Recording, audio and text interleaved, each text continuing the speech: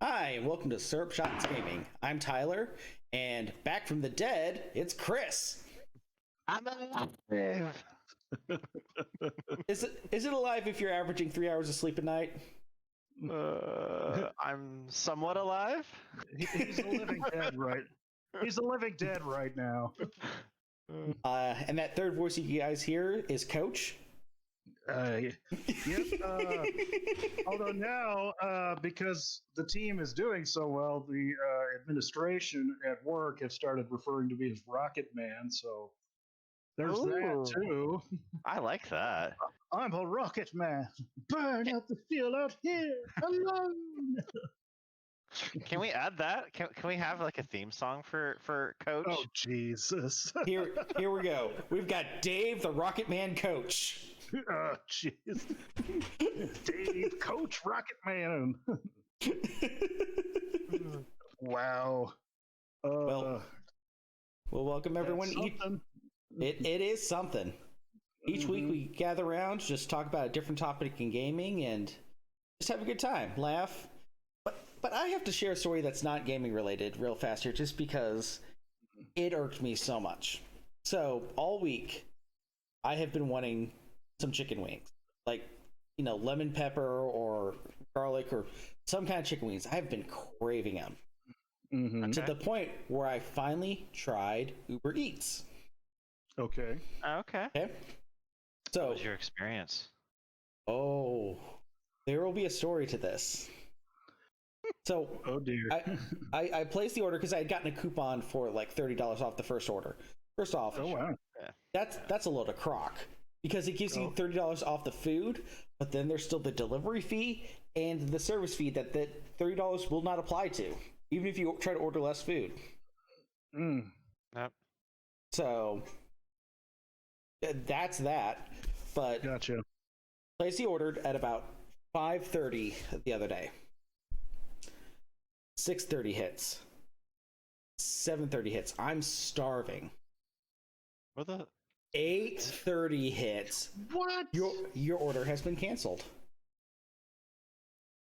What? You dirty so-and-sos. So I just end up eating something else that night, but I've still been craving the wings. Jackie gets a gift card from a coworker for Instacart or Grubhub, one of the ones, I don't remember which one. I gotcha. Okay. Okay. So last night we placed an order again. Give me 30 minutes. 45 minutes. 50 minutes. Your order has been canceled because there's no drivers available. Okay, so Jackie goes back in, is able to place an order for pickup.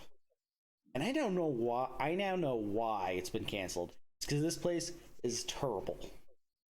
Okay. So first off, Where were you ordering from? It was a place called Wingbusters. It's a little local place around that had great reviews. Although I should have known something was wrong when there was a bunch of wing places listed on Uber Eats that were all the same address. They're going by different names for the same place. Oh wow! So they're doing the Chinese method of copyright avoidance. Exactly.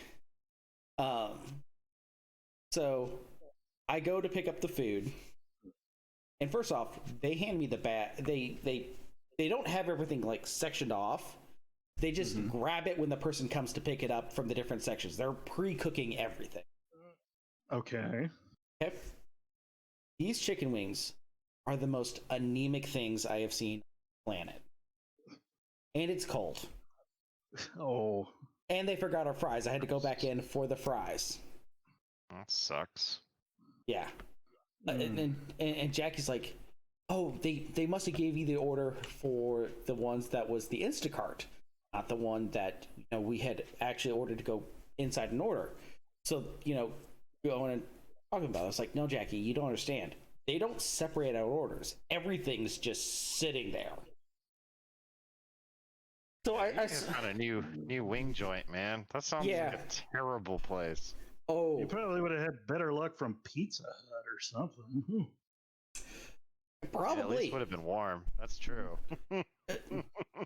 Even if I had gotten the wings warm, because I brought them home, I microwaved them to make them warm again. Mm-hmm. Oh, that sucks. My lemon pepper wings were pretty much inedible. Because to call it a chicken wing wouldn't be accurate. A salt lick would be more accurate. It was the saltiest thing I have ever tasted. And I used to make death corn when I used to go to the movie theater, before times. I would just drown it in butter and salt until it made you pucker in the mouth from how much salt. This was too much salt. It was disgusting. It was the saltiest thing I've ever eaten. I once ate a big bowl of salt. Wow. It was saltier than when Democrats lost Trump. Ooh, that's some salt. That is some salt. So I have gotten wings now, but I still have not had my fix of actual wings and not, house salt licks. Gotcha. Sorry, wow. I just had to get that off my chest because it was like, oh. Well, I mean, wings are one of the main food groups for gaming culture. They're with Doritos being second and Mountain Dew being the top, of course. Yeah. Where's ramen in that hierarchy? What? Where's ramen in that hierarchy? Ramen's got to be in there too. It depends. Is this are you in Asia or are you in America? Because the two just flop. They just switch places. There you go. Yeah, it can be a challenge to get good wings, though, right? Because you don't want just like decent wings, right? Mm-hmm. Right. I'm not like I don't want just like some Wing Street or like Pizza Hut wings. Like I want unfortunately, like most of my go-tos to go get wings would be like bars, right? Because for whatever reason. They do a good job. Mm-hmm. Yes, they do. Yes, but in the age of COVID, right? Mm-hmm. We are no longer in the before times. Mm-hmm. I like that, by the way. I'm gonna keep saying that. BC has taken on a whole new meaning.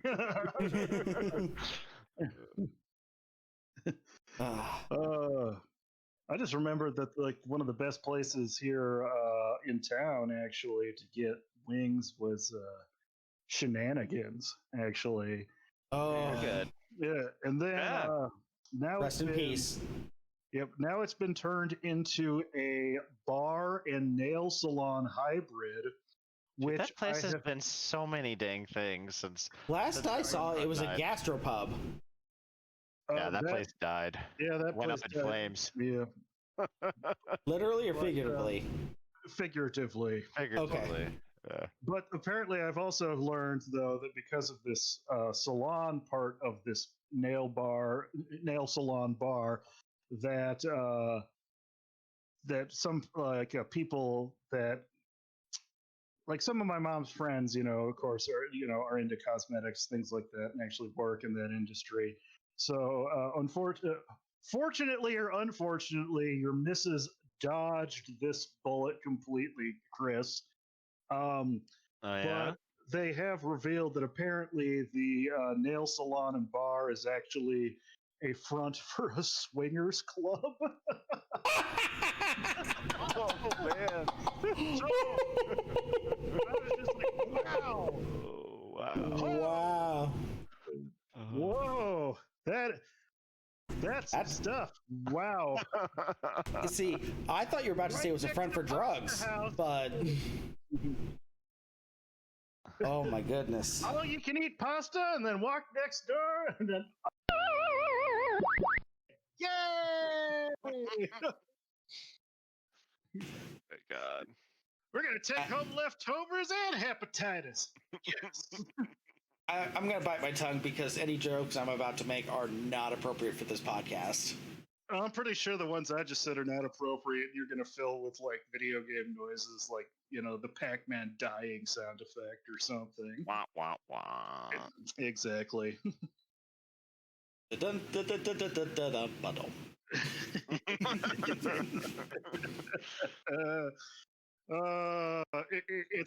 It's funny because it's specific enough that it has to be real. I was just like, holy crap, that is impressive. The only question I have for you, Dave, is how the heck did you find this out? From there has to be a story to this. I mean, Okay. He's not just a spokesperson; he's a client. Oh yeah, I'm gonna get in on that. Yes, I would like to join your swingers, sir. It looks like you look like if the Kool-Aid Man were to make a wish with the blue fairy to become a real boy. We're not letting you in here, Urgh.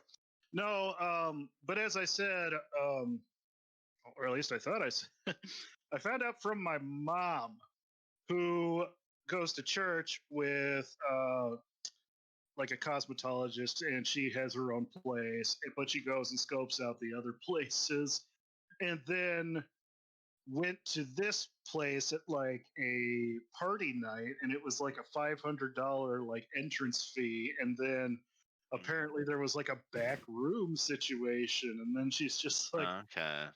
oh, what's in the back room situation? And finally, like one of the regulars, like, that part's not for you. That's the swingers club. A $500 fee includes the keys to someone else's house. I'm able to do it like that episode of CSI where each of them wore locks around their necks, and all the guys had keys, the women had locks, and they were all mixed up and crap, and you had to go around, oh, my lock goes to the pretty Latina woman. Yay. Stuff like that. CSI introduced me to a world of weirdness that I never really truly imagined. Yeah, I'm still scarred for life from the furry episode of CSI. The furry episode. Oh my god. Oh, I was a young, impressionable young man, and I did not know that existed prior to that. Wow. oh and man. The furry community was offended, and they're like, "Yiff piles are not a thing. Furry costumes are expensive. How dare you think we would ruin it with protein-based bodily fluids?" And I'm just like, dude, that's almost a self-burn by the way how you had to put that. But besides the point, okay. There was a while back, MSNBC, one of their morning shows, I forget what it's called, was doing a news segment about there was a fire in a building where there was a furry convention. And geez. One of the hosts didn't know what a furry was. And they explained it to her why they were off camera with the video. I might post the link to that in the description below. Find that clip. I want to see it so bad. She got so freaked out, she literally ran off set. Nice. It'd be worth watching just to see her reaction. Oh, it's fantastic. Especially when the people being interviewed, it's like, yeah, we just gathered together for warmth. Because they had to go out in the cold. Oh, my Jesus. Oh, yeah. But enough about Salt Lake swingers and furries. Let's talk about video games. Great transition there, Tyler. We're on a list with the government now. Oh, Gotcha. Just need to add the anarchist cookbook, and we're there. Okay, we've got the alt-right folks on the right. We've got the crazy left-wing nut jobs on the left. And then we got Syrup Shots Gaming. And, oh, good God, this Venn diagram, you don't know where to put them on. Screw it. We'll put a trash can next to the filing cabinet. We'll put them in that one. Okay.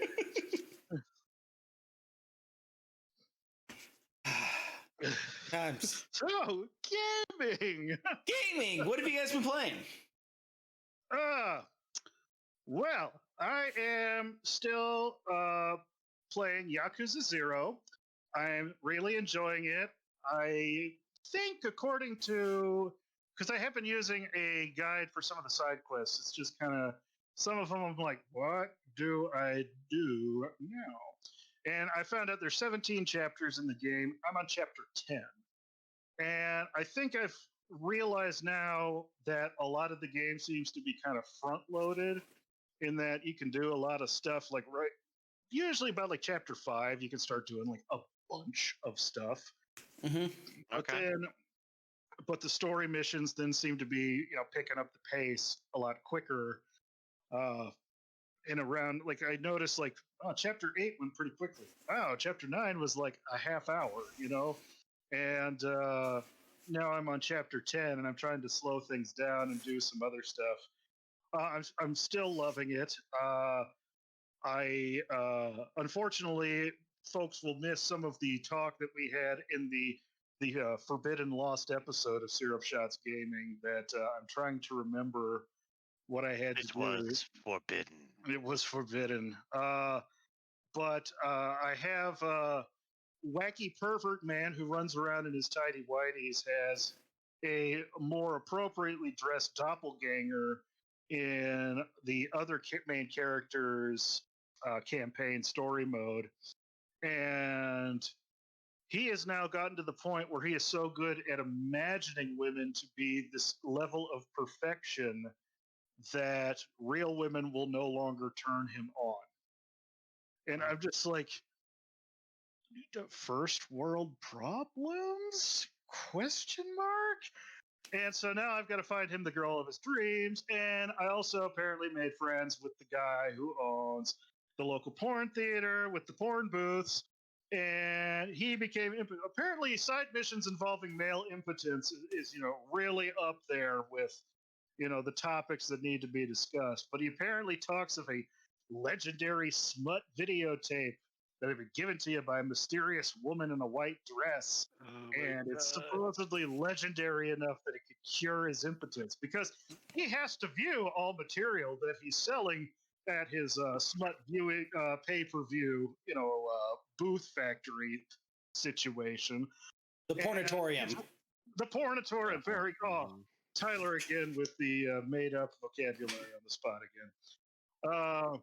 So at the pornatorium, he has to watch everything, but because of that, he can't get aroused by anything. So he asked me to find this legendary tape, and the person who literally the quest for booty. The quest for booty, yes.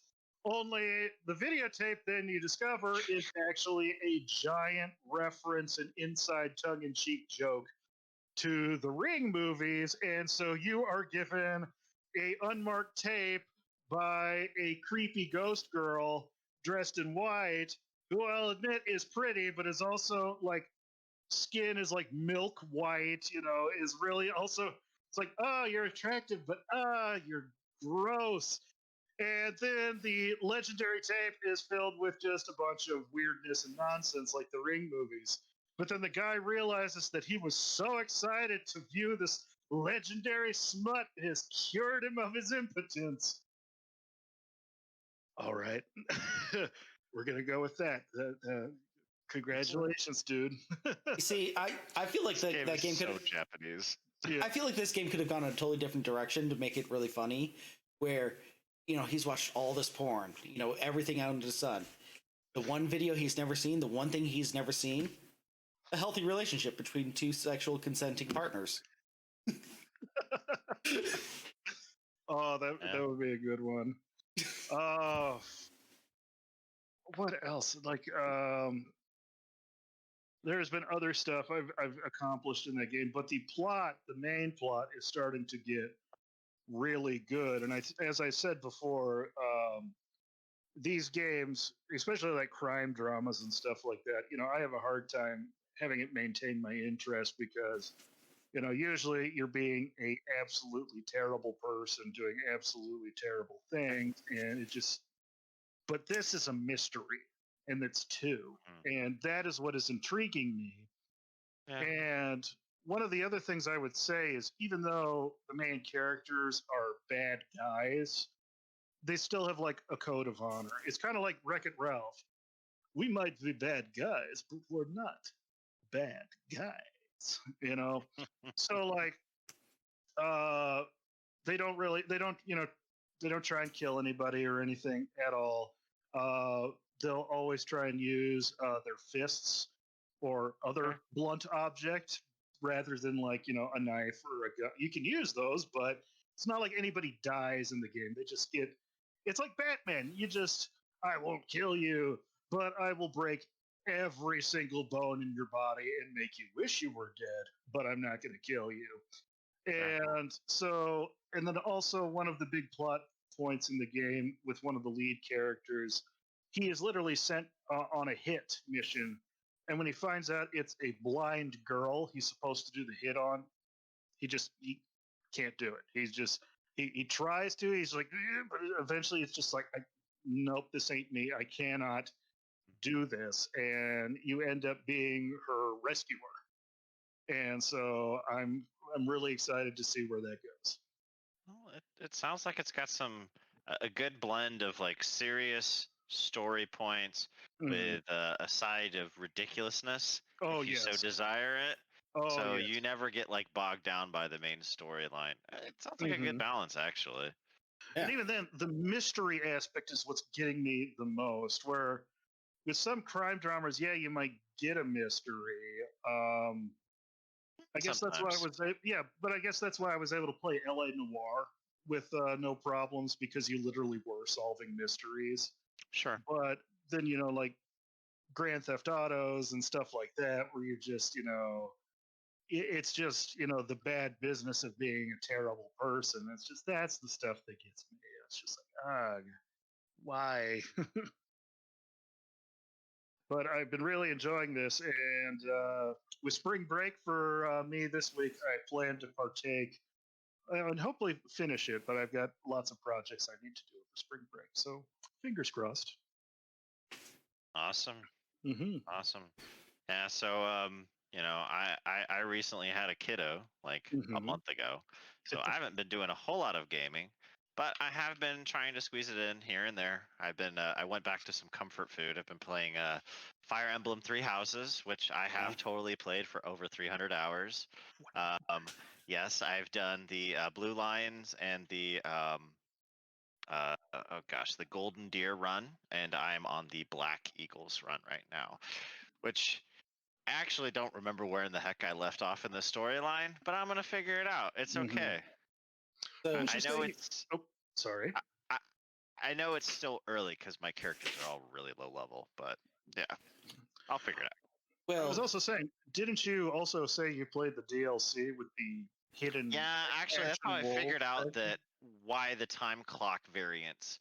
So I was really confused why the Switch was telling me that I had played this game for like 311 hours. And then I went and loaded into Fire Emblem and saw, I was like, oh, well, I've basically just been using the same save slot for the most part for my saves, right? I've got like one main one, and then I have some side ones that I do if I think like I want to go try something, and then I'll jump back if I need to. Anyways, long story short, the DLC is a different save slot. So that's why there's the variance between the two. So mystery solved. I still played this game for a ridiculously long time. If you are a fan, listener of a tactical JRPG, Fire Emblem Three Houses is one of the best I've ever played. It is phenomenal. You have great characters, great story. You have choices that you make that have large impact.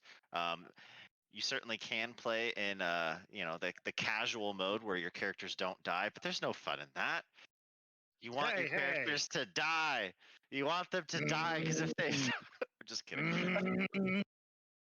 You want there to be a consequence for your mistakes, and it makes you play differently. Give it a try. I'm not saying that you're gonna like it. There's the casual mode if you want to just kind of like see the story and not like just like enjoy the game, right? But there is an extra layer, and I love that they let you still play this game in a classic mode, especially in in the times that we live in, right? Where a lot of those classic games or modes from of yesteryear really don't exist anymore. Mhm. So No, I'm not saying. Yeah, I just have horror nightmares from trying to play the first North American release of Fire Emblem. The one with And, Lynn and Hector? Yes, and losing like one or two units I had grown attached to, and eventually just being like, nope, and noped out of that. So, but casual mode for me was a great compromise in that you don't lose your units if they fall in battle. I guess the only thing though that may have hurt that a little bit is that they did add some DLCs, which made it ridiculously easy to level up your characters in Fire Emblem Awakening, especially. So you got to the point where it's like, well, why bother having casual mode? And then the one thing did find ridiculous though was Phoenix mode from Fire Emblem Fates. Wasn't that one where they'll leave combat but then come back after like 3 turns or something?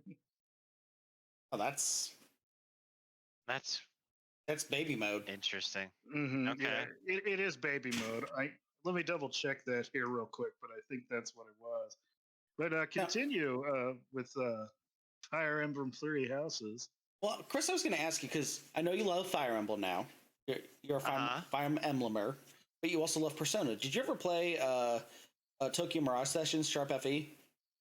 I have not actually. That's been on my radar because I do love both Fire Emblem and Persona, so Mm-hmm. I probably would totally dig that game. Yeah, that's one I've been meaning to play at some point too. Just same. I bought it for the Wii U initially, and then it never got around to it. And then they came out with the new edition, which had added material. And it's like, well, why wouldn't I buy that one to play that? So, no, it looks like Phoenix mode was only for Fire Emblem Fates, though. Yeah. Anything else with Fire Emblem, Chris? The only thing is, we were just talking about Fire Emblem and Persona, and one of the best things about both those games is you get to play matchmaker. Do you mean you get to date your students or your teacher if you're playing Persona 5? Oh, hot for teacher. Doctor or oh gosh, the game's so weird. It's amazing, but it's so weird. No, wait, which one are you talking about? Because I know for a fact, because I've played Three Houses, you are their teacher, you are their professor. Oh, I know. Well, there's that in Fire Emblem Three Houses, you can date one of your students. Yes, basically. I mean, that's pretty much what happens. And then in Persona, you can also date one of your teachers. So that's what the parallel I was drawing from. Yep. You date her long enough until she's willing to do your laundry for you. Yeah. So, which did you prefer? I imagine since you've played it multiple times, male Byleth or female Byleth? Which is more appropriate? Would you say? I actually, I think I like female Byleth more. So I played my first run. My Golden Deer run was with male Byleth, and then ever since on my second run when I did my Blue Lions run, I switched to female, and I've never looked back.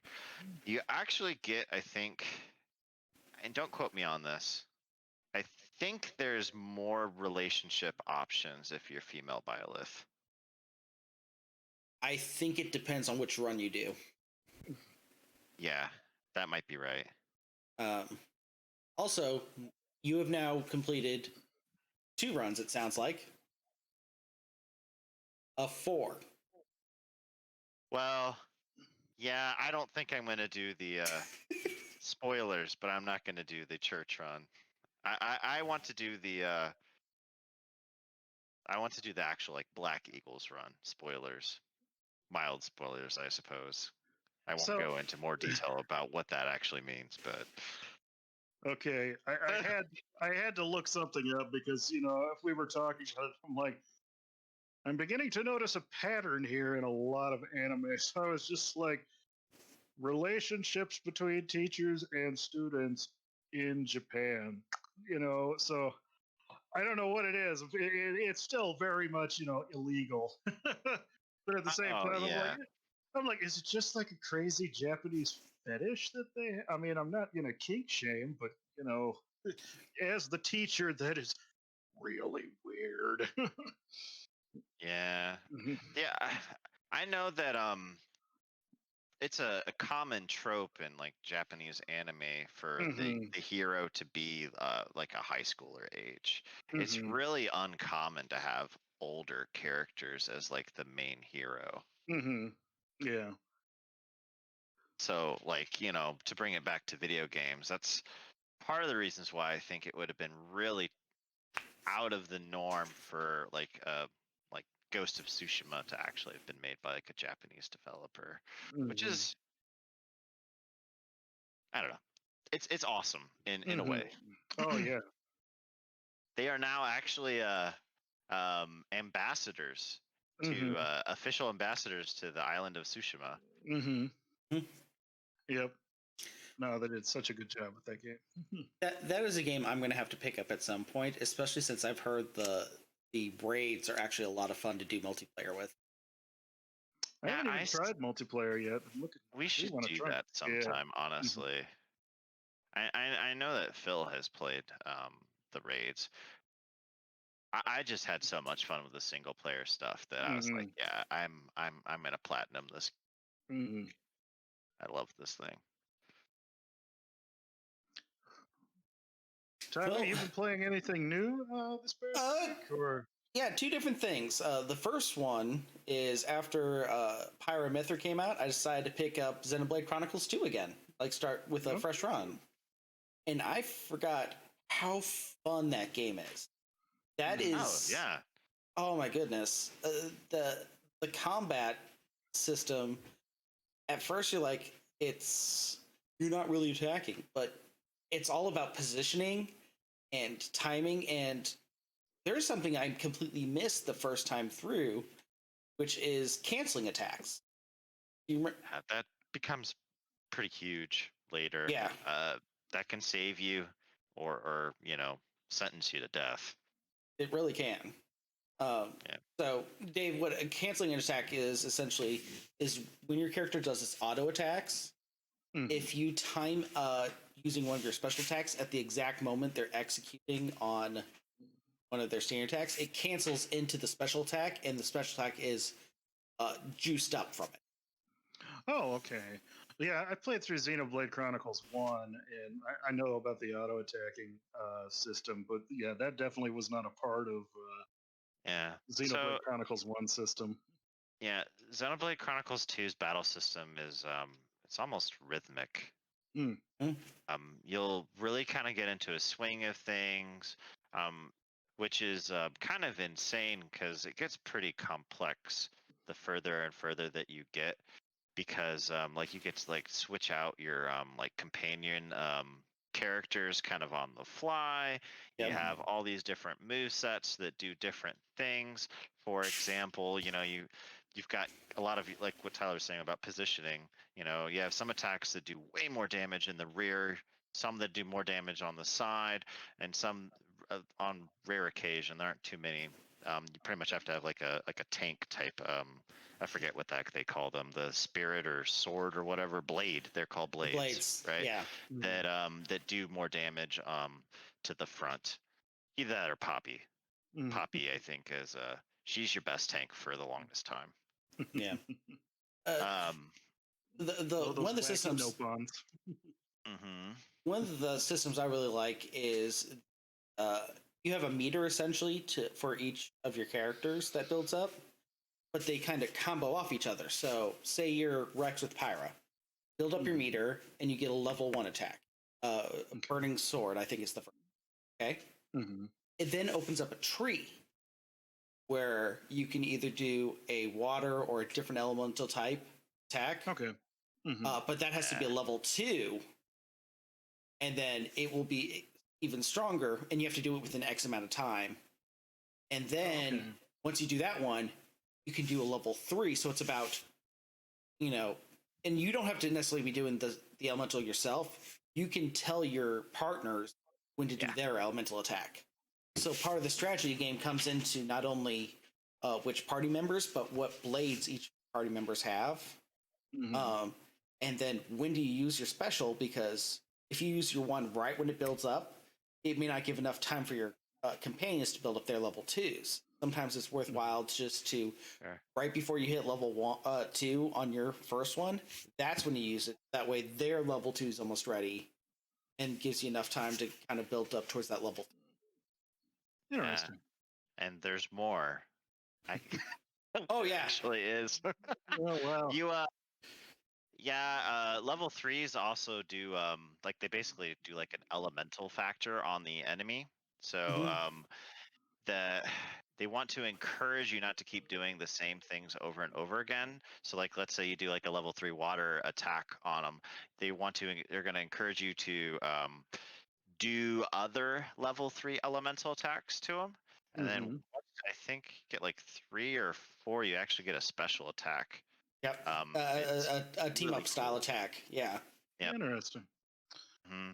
But so that sounds really complex. It sounds really scary and frightening. But the game's very long and it builds up to it. So you're not just worry. like thrown into this. It's like what Video Game Donkey said. You're 20 hours in the game and you're still getting tutorials. Yep. No, I'm just. I remember actually. We might need to change the subject of mechanics of games before our audience falls asleep. What are they talking about? Well, just a quick aside, along the lines of the donkey comment. You get the fire spell. But I remember being 80 hours into that game and like cursing at my TV screen when I got yet another tutorial message. Nice. I mean, after the fact, I was like, okay, I'll admit, this new ability is pretty dope. But, come on. Really? Wow. So, the other game I've been playing, which segues into our main topic of this week, is Monster Hunter Rise. And I gotta say, I didn't know that Capcom employed wizards and warlocks. Oh, yeah? Because how they got this game running on the Nintendo Switch when it plays just as well as like the base Xbox One's version of Monster Hunter World, it is apparently. Apparently this RE engine is super scalable, and that's what they're using. Yeah, and it is mind-blowingly impressive. I know people are excited. While I was amiibo hunting yesterday, though, people were lining up outside of GameStop, and I was just like, "Oh, great! We're lining up for amiibos," and I didn't get to pre-order them. Nope, everyone was there for Monster Hunter, and I'm like, "Can I get the Terry Bogard amiibo, please?" I haven't been able to find the Terry one yet. I want it so much. I think they may have short packed that one. Yeah. What are your thoughts on Monster Hunter Rise then, Tyler? Chef kiss. I haven't gotten to play much yet, but what I've gotten to play, it's a more mobile Monster Hunter World. And I'm not just talking about portability. I'm talking about your character wall runs, has the wire bugs where you can jump around. Yeah, I saw like the little like hook shot thing that you can do. Yeah. The wire bug, I think is what they call it, right? Yeah, so the wire bugs are integrated into every aspect. The wire bugs let you jump up. Wire bugs will let you recover from a fall if you've got enough wire bug charged up. So you get knocked back, but instead of landing on your butt, you can quickly just bounce back up and get right back into it. Nice. And they will also amplify your attacks. You'll have special wire bug attacks where you use it to essentially catapult you or different styles. Very cool. And what was I going to say? The game is just fantastic thus far. Another cool thing I have found out that I will get access to later on that Monster Hunter World did not have, you can change your attack loadouts. Oh. Yeah. That'll be nice. Interesting. Mm-hmm. So you could be using longsword, and normally, Y will do one thing, A will do another thing, ZLY will do one thing, but you can assign a different ZLY, so you can really customize your character to your play style. Very nice. But the reason I want to make this kind of the main topic of tonight is I got a text message from my buddy James earlier today. James has been on the podcast in the past. Let me see if I can read it again first. He asked me, "You're playing Monster Hunter Rise, correct?" And I said, "Yeah." "That's a game that works better in co-op, right?" And then he asked me, "When do I play?"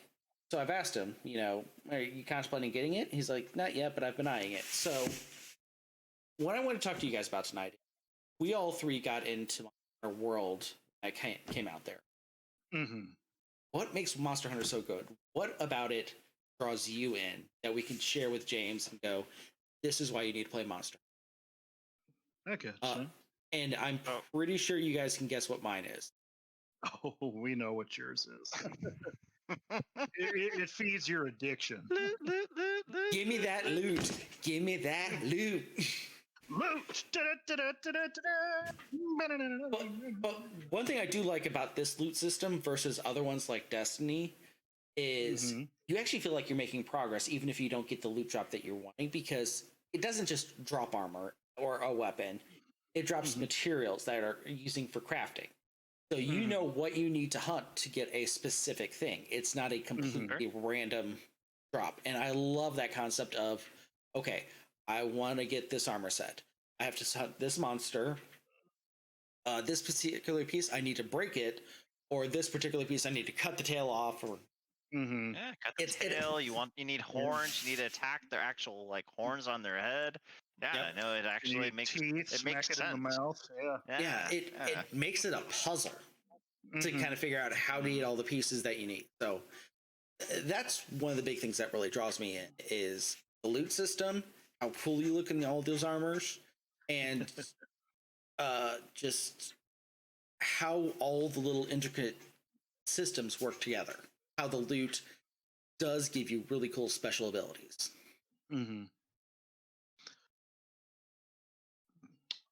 The only thing I think we might have issue with is, we got interested in it with Monster Hunter World, which I have read added so many quality of life improvements that some of the people who've been playing since the first game on the PS2 is like, you're not real Monster Hunter fans. I've got 280 hours in World now. I think I've earned my fan card. For me, though, it is just seeing some of it's the monsters themselves. They are the star of the show. And, me being the artist and stuff like that, it's just kind of so crazy to see some of the things they will come up with. And that's why I've liked to look back at the older games to see some of the creatures that couldn't make it to Monster Hunter World. They were saying that with World, they had specific skeletons that they kind of had to use and reuse, which they built the other monsters and their animations off of, but it didn't allow us to get maybe some of the really crazy monsters though. Right. So there were just some things that's just and even some of them were even things that were in the alpha version of the game when they were testing things. But I've looked back now and discovered the Leviathan type of monsters, which are the large undersea variations. So we've got the Legiacris and stuff like that, and I'm just like, that is just so cool, and they move so beautifully, and then the sound design for them is amazing as well. There's only been one monster that is just I don't think it sounds like that, but all the others, it's just you feel like they could be real. And but the only one, the only one that took me out of my sense of reality was the Beatotus, and I'm like, you sound like a go-kart backfiring, dude. But even then, it's just this giant kind of sharky fish monster that uses its nose fin to dig through like really steep banks of snow. And that was also another thing I thought was really cool. It's just like some of the monsters are a bit fantastical, but they still try and ground them in a semblance of reality. So, like in Iceborne, they introduced Velkhana, and he generates ice because his body produces like freezing chemicals that he can then, like secrete from his skin to make that ice armor. Oh, I'm like, good. Video game science. exactly. And I'm just like, it's better of an explanation to me than just cause magic, and I like Yeah. that. I mean, on a real note, they are trying really hard to ground these characters. Well, yeah, I guess, yeah, the monsters are like characters Mm-hmm. in a world, right? They make sense in the world that they reside in, and Yeah. all of the crafting materials that you get, like a lot of them are like real live plants and fauna that actually really actually exist in the world, Or and have like a comparable doppelganger in the real world. sure. And I Yeah. mean, yeah, there's a map that, once you've kind of like done enough expeditions for the area, like you could figure out where stuff is just by looking at your map. But a lot of the stuff exists in places that you'd think it would exist, right? Yeah. Oh, Yeah. okay. Yeah, this is a plant that probably would grow in like a swamp. Oh, okay, Mm-hmm. right. Yep. Mm-hmm. Here there's a bunch of mushrooms in the game. Mm-hmm. And for the most part, the monsters themselves are in spots that you think that they would exist Mm-hmm. for the most part. And I don't know if it's like this in the other games, but I felt that was also another thing that was really smart about how the environments worked in the game. Because, each one was like its own distinct biome. We've got the forest, we've got the more like mountainous desert region. We've got we've got the coral highlands where that's just like we wanted to make a water level, but we didn't want to put any water in it. But what was neat to me is that you could see the transitions from the one biome of one area to another. And so, like, you would see, you had the Wildspire Waste, and oh, wait, I'm sorry, you had the Ancient Forest, and then you had the Wildspire Waste. Now, there is a section though in the Wildspire Waste though that is fairly forested, but it starts to slowly get patchy and crappy and then turns into the actual waste. And to me, that makes, a ton of sense that, it's the forest transitioning to the desert. And then you've got the coral wasteland, which the lower you go on that, you're starting to like, this is starting to look kind of gross and yucky. And then you realize that's because it leads to the rotten vale, which is underneath it, which makes even more sense. And then there's some areas in like the rotten vale where you get low enough and you're just like, this is starting to look really rocky. And then then you're like, oh, this is because this is transitioning to the Elder's Recess. And it's just, I loved those little touches like that helped, make this world seemingly blend into one another like a real world should. Yeah, I think the moniker for the name Monster Hunter World was appropriate Mm-hmm. because you were in this world filled with these giant, fantastic monsters, and here you are, the hunter. Mm-hmm. I also think they did it. Sorry, go ahead. Go ahead. Go ahead. No, go ahead. I was gonna bring up my reason. So Tyler talked about loot, or at least briefly. Dave talked about the monsters. I'm actually gonna go with the various different classes and combat for the heroes. Because admittedly, like the first time I played it, it didn't really stick with me. I had to try a couple different characters or well classes, right? Before I landed on which I absolutely love and think that that my chosen fighter is ridiculous because I have the insect glaive, which is essentially a staff, and I shoot out bugs. Mm-hmm. And that I use the bugs to capture essence from the monsters. And there's this added bit of strategy to where each spot on the monster will give you a different type of essence. So, and there's like 3 different colors. This sounds like super nerdy, but it's pretty simple. Really, what you're looking for is buffs, right? Attack buff, defense buff, and a speed buff. Every And when day you I'm have all 3, buffering.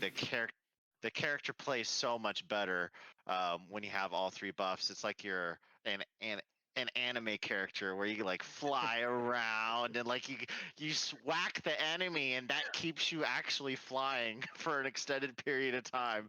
It's Nice. great. The combat in Monster Hunter World, and I'm assuming in the other Monster Hunter games is great and part of the reason why so many people love the series. Because I mean, even with all that, you have to earn it, right? Like Dave, you play, what is it, Switch Axe or what's the Yes, Switch X. Yes. Yeah, so you have your own like special combination that you can do with the Switch Axe, and it's cool because it gives you like the superpower, but you can't just use it all the time. You have to. Oh no, yeah, yep. You gotta, because it's like, I picked the Switch Axe because I love the idea of having a weapon, that can switch between the 2 different modes. And for some reason, when I originally read the Charge Blade stuff, I'm like, I don't know how this works, so I changed to the Switch Axe. But a lot of the big heavy hitting moves are the ones where you are right in the middle of like the hit that you can get while your weapon transitions from one into the other is where a lot of like the really high damage stuff is. And I've come to find out that the Switch is more, it's got like I guess a lower rate of swing, but your foot mobility is better. Whereas you can then switch it into the sword version, and then it's the opposite. But then like you can't always use sword mode. You have to have like built up enough of a charge to switch the sword over. I don't know how the science behind that works in the video game. Sure. I have to cover this with enough blood to grease the wheels of change. And I mean, that's how the wheel in Price is Right works. Oh. I will take your blood, Drew Carey. That's why Bob Barker's still alive. Wow.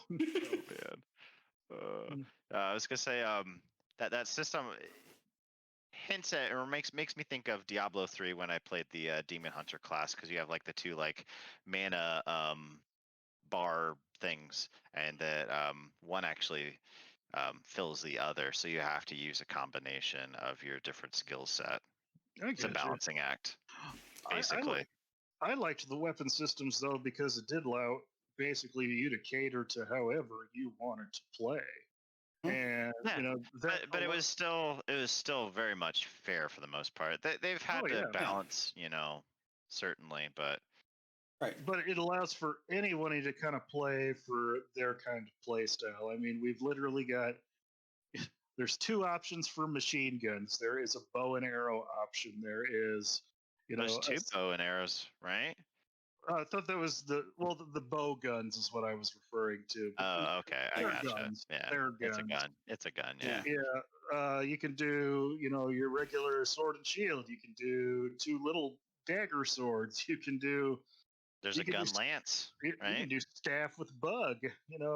Lance and shield, or heck, let's just go completely out of left field. Let us basically fight with a bagpipe. That acts like a giant battle axe. Yeah, and it looks like a giant smoker's pipe. Yeah, it does. Yeah, the hunting horn, and it's just like, this is a weapon we know you didn't need, but however, you want to get buffs to your team. Whenever you get one in your party, like playing randomly online, you're just like, I am so glad you learned how to play that stupid thing, because it helps everybody else. Yeah. And I mean, I haven't even really talked about the once you get your class, you have a number of different weapons, and with those weapons, you can make different types of decisions, because there's the obvious like strength of your weapon. There's the sharpness of the actual blade, which can help you greatly for like critical attacks and things like that. And then there's your actual like affinity, which is literally your percentage for doing crits. All that to say, and I've even mentioned like elemental attacks, right? And all the monsters have like their own like there's a book that you basically collect, and you figure out, oh, okay, monster X is weak against fire or whatever. And then there's the what is it, ailments, right? Like poison and paralysis. Yeah. Oh, I also love how each of the armors have two different versions. One that have a predetermined skill, and the other ones where they have the charm slots available, so you could really customize to how you want to play. Well, you got to get up to those higher levels though to get that stuff, though. That's true. Incentive. But kind of talking about how you love the combat there, one of the things I love about the combat, and this is going to sound like a weird analogy, is it reminds me of Punch-Out. Oh, okay. Okay. So with Punch-Out, it's all about learning the mannerisms of your opponent and timing your attacks precisely right. Oh, yes. And looking for the tells. So with these monsters, you're looking for the tells. Okay, it did this here. I dodge now, and I'll have time to do this many attacks. If I try to go for any more, he's going to whack me with his tail, and I'm going to be dead. It's not just about learning your own abilities. It's about learning your opponents, learning those monsters. And it's so cool how they've talking about how you love the monsters, Dave. Their attack styles kind of reflect their personality. Sure, they do. And it's admittedly a lot of the challenge of the combat. The first time you ever encounter a monster is one of the, if not the hardest, it's one of the hardest times you'll ever fight it, because you have no idea what the heck it does. And that's like each time. It's like each time you learn what it's about, you might have some idea if it's like a monster that's related to, or like a subspecies of one of the ones you've already fought. But even then, they usually throw like something that comes completely out of left field. Like the difference between the Puke and the Coral Puke. Oh yeah, completely different. Different weaknesses. They fight differently. Yeah. Well, the Coral one also added basically the giant super soaking fire attack. I was just thinking about this here. Is that its butt? And if so, does that mean it's attacking with diarrhea? I have wondered the same thing about myself. Is what is Yoshi's eggs actually? Because he only makes them after he eats something. So I posit that Yoshi is literally throwing his feces at people. Oh, okay. Yep. Yep. That's funny. Get on that, Nintendo. Respond to me about that. Does Yoshi actually throw his feces at his opponents? Because yes, I'm follow-up question. Follow-up question. What diet is Yoshi eating? Have poops that are just that cylindrical? It's gotta be super easy to do. Yeah, I mean he's man. Or if they're like actually like eggs and he encases them in like an eggshell each time. I mean it's like he like a rabid milk drinker or something, or Yeah, well, not to mention just the how fast that digestion is working. My gosh, it's almost instant. Man, he's got the metabolism of like a 20 teenagers. Yeah. Oh, I got a bit off topic there, but that's another just one of those clever things that was also clever about Monster Hunter, is just things that you would not expect to be useful in the game are, such as poop. Yeah. So, oh yeah, that's dung is one of the best things that you can pick up and have in your inventory. Yes. Oh, it is so useful. What's even worse though is they like added in like animations where you can basically just see some of the monsters just drop trow and leave like a big old thing behind them. But that's one of the best things, though, is because oftentimes there's more than one monster on the map, and that's where they get the turf wars in, because a lot of them don't necessarily like each other. I mean, there are some that it's just like, it's kind of cool. They're just because they're animals. It's just like, oh hey, yeah, you leave me alone, I'll leave you alone. It's fine. But then there's others. It's like me and Doug when we see like a centipede, like even those little house centipedes. It's just like, I am actively hunting you and killing you. Where no matter where Yeah. you go, you will die. Yeah, I think I want to say it's the Rathalos and Azure Rathalos. Is that what it's called? Yeah. Man, oh my God, you can't. You go on a hunt to try to kill like the Azure Rathalos. The Rathalos is there all the time, and you just Mhm. constantly have to throw poop. Yeah. Because basically the idea is you're throwing poop of like predators to scare other monsters away, is basically how it works. I was just thinking the Legius and Shrieking Legius is another great example. Oh, they do not like each other at all. But they are always they love each other. They love each other, yeah. I was thinking we don't love it when they're together though, because that is a pain in the butt fight. And then there's Oh, Devil yeah. Joe, who just doesn't like anybody. Yeah. Where is this pickle? It's like if a pickle and a sea lamprey and a bicep were combined into one animal, like a really meaty bicep. So I was like, this reminds me of something, but I couldn't figure out what it was until recently. Yeah. The Super Mario Brothers movie, when Koopa is de-evolving into the dinosaur and then go into the ooze, but there's like a second where it's like the cylindrical ooze with teeth. Yep. That's the Devil Joe. Yep. Yeah. We try and forget that movie. I'm still gonna say it's not the worst video game movie. I actually recently watched the Monster Hunter movie, and I will say my enjoyment of it by knowing the game was heightened, but that still was a garbage movie. There were exactly like, let's see, 1, 2, 3, 4, 5 monsters in it. Okay. Now, So let's see here: Diablos, Rathalos. Yes. Well, it's a Black Diablos actually. Okay, But Black Diablos, Rathalos. Yes. And then one was the Apsaros, like the timid, like the big dinosaurs, the herbivores. And then they had the Nersilla, which was one that which is a giant insectoid one that was not in Monster Hunter World. And then they had also another one, Gormagala, which is an elder dragon from a previous game. Okay. And of course, he only shows up at the end for the cliffhanger for a sequel that I'm pretty sure is not coming. No, I mean Capcom just didn't they just greenlight like a reboot of the like Resident Evil movies? Oh, like it's already filmed. It's already filmed. Yeah. Okay. So I'm pretty sure they're done with that guy. I can't remember the director's name that Paul worked on W.S. Anderson. Yep. Yeah. There you go. Keeping his wife Mila Jovovich employed for how many years now? Jeez.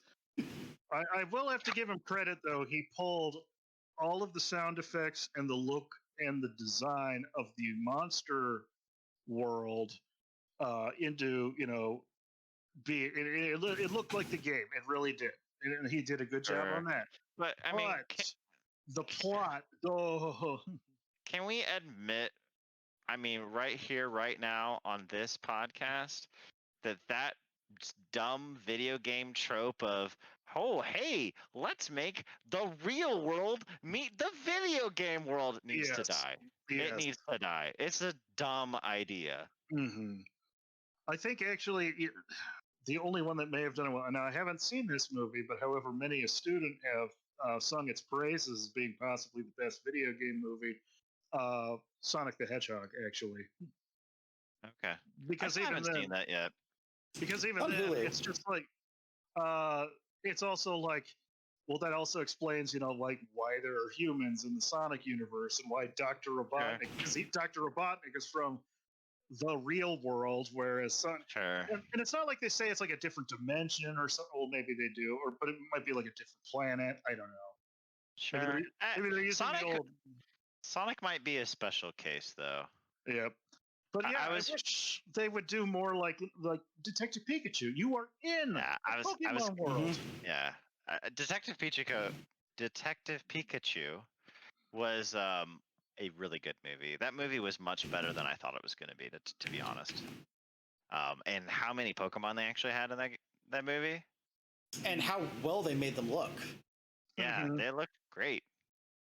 And apparently they had to go through a ton of trial and error and Q&A with the Pokemon company to get those realistic realistic, more like exaggerated realism.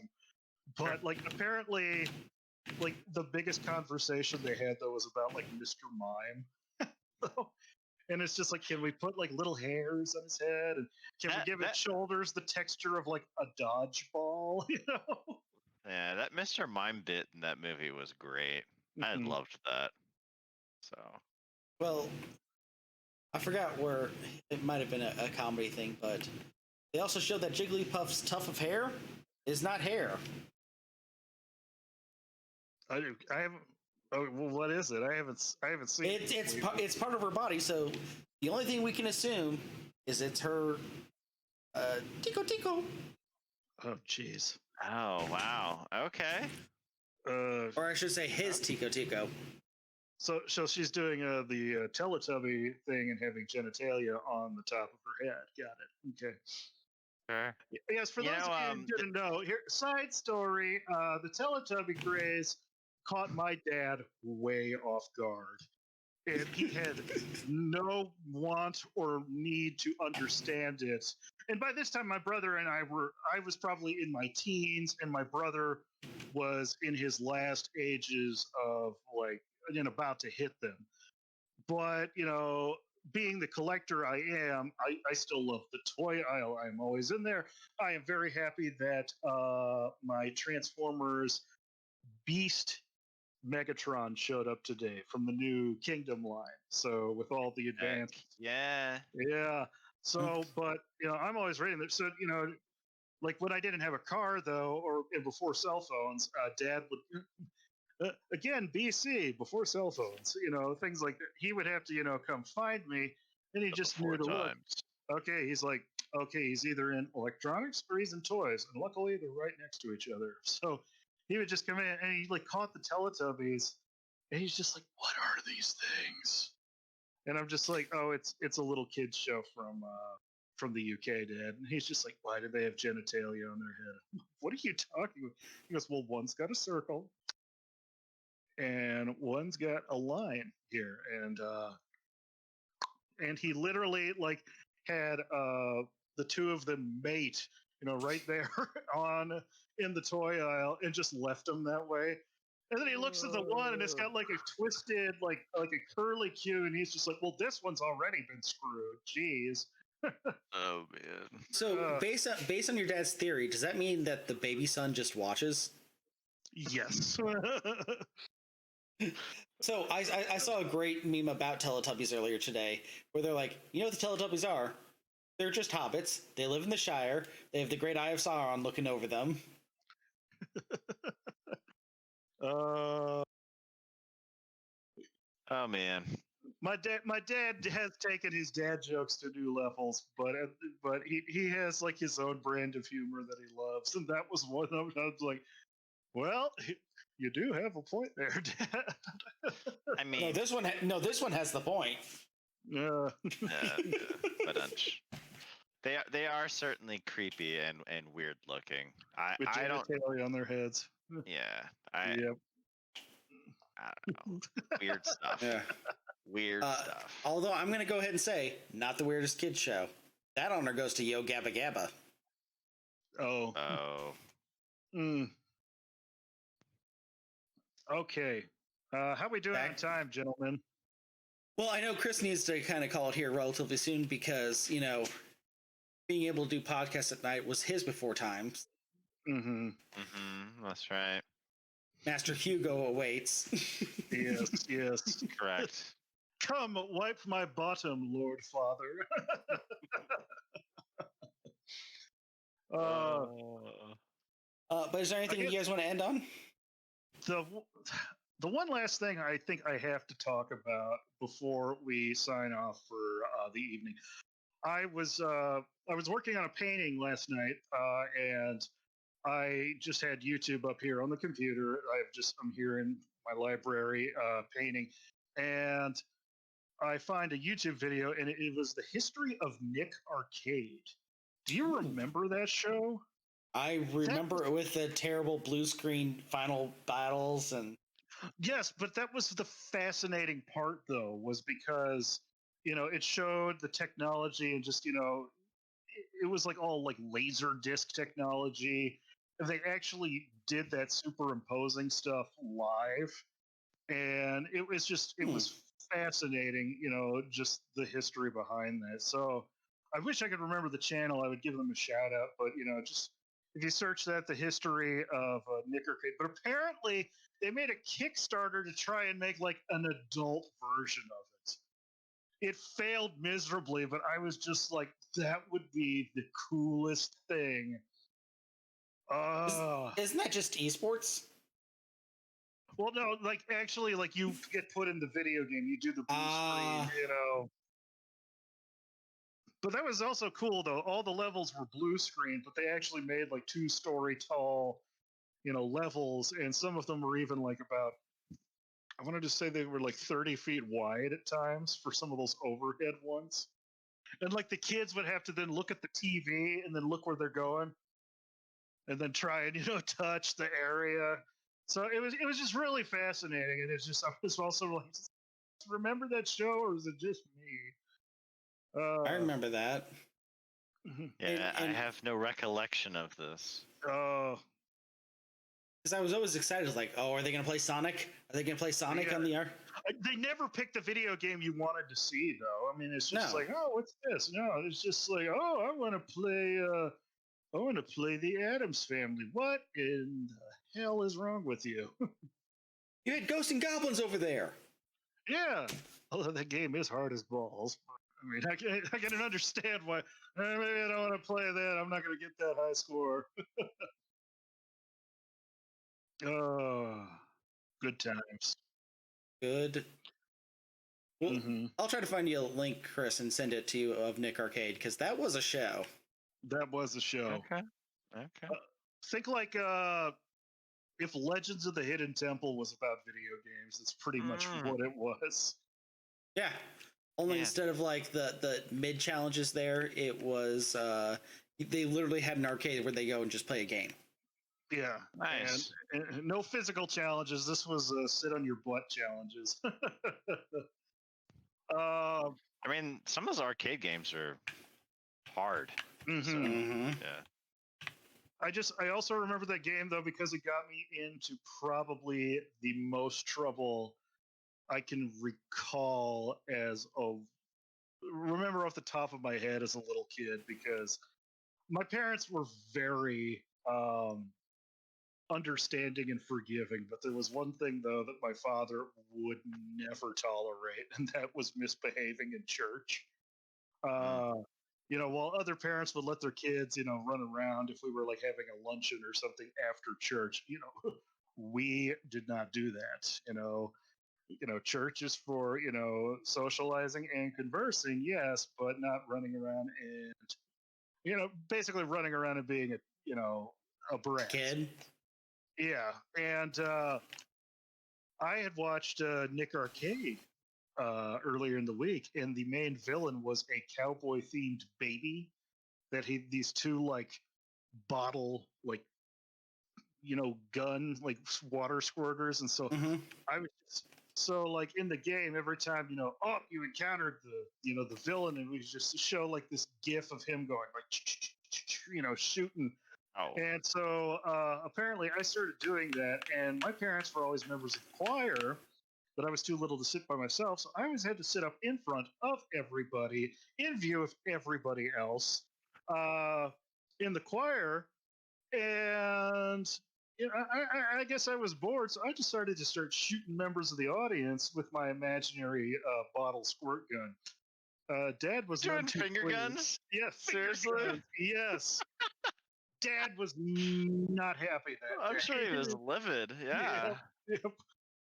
Yeah. He could tolerate a lot, but just misbehaving at church was his thing, and I just. Yeah. Well, I mean, you were like center stage, so like. Yeah. Yeah. And apparently, like people in the audience were like stifling laughs, like out there in the congregation. I'm sure they probably thought it was hilarious. Yes. You know, just not your father. Yeah, but it was one of the few times I think I can remember, though. Like, my parents rarely, never, spanked me, except for when it was something so severe, which was misbehaving in church.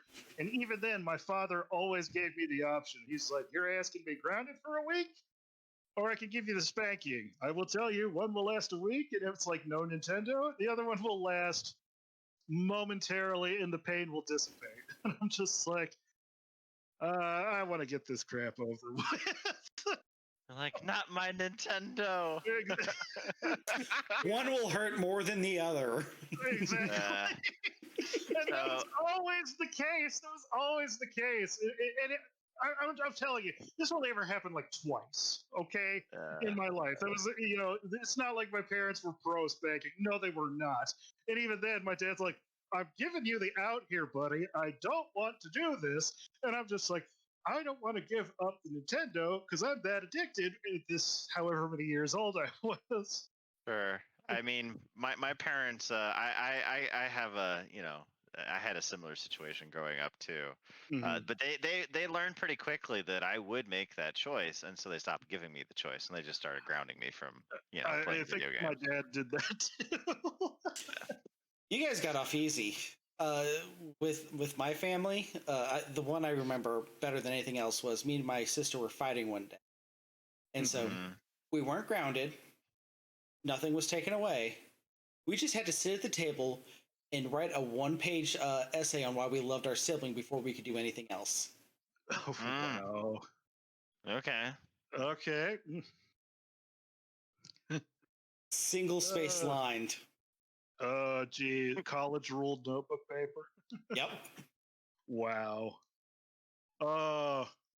It's not as bad as like making you both wear the same giant T-shirt, I guess. Yeah. That does sound like something your parents would do. This does not surprise me, Tyler. Yeah, it really does. Not at all. We have a visitor. Yeah, Simon wants his screen time. I gotcha. For those of you just listening, Simon is one of Chris's cats. Yeah.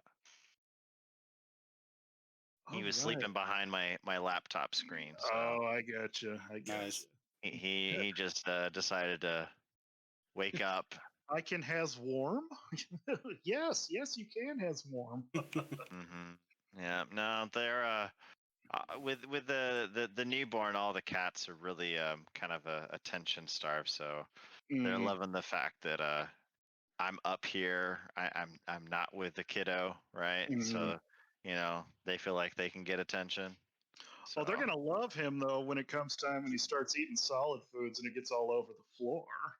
Oh yeah. Yeah, Suki's she's gonna love him. That's gonna be her best friend. Yeah. That cat eats everything for the most part. It was so hilarious. I made one time I made like a shrimp Alfredo with like garlic bread. And like she was just begging hardcore. So I was like, all right, well let me give you some of this shrimp. Does not like shrimp. She didn't even try it, right? She just sniffed it. I was like, all right, well, what the hell do you want? Sure enough, she wanted the dang noodles. It sounds like I have a cat that likes carbs. She's eating bread. She's eating noodles. I mean, yes, obviously she likes, chicken and fish. I mean, she's a cat. I'm just surprised she didn't go for the shrimp then. She doesn't like seafood. Weird. Yeah, that is strange. It's okay. Whatever. Yep. Well, guys, we probably need to end this so Chris can get what little sleep he can here. It's been a successful episode, actually. I think so. I think very much so. I've enjoyed this. It's like some bit of normalcy. I'll take it. Yep. Yep. It feels like the before times. Yes, we'll catch you again in another month. Yep. Until then, safe, be kind, bottoms up.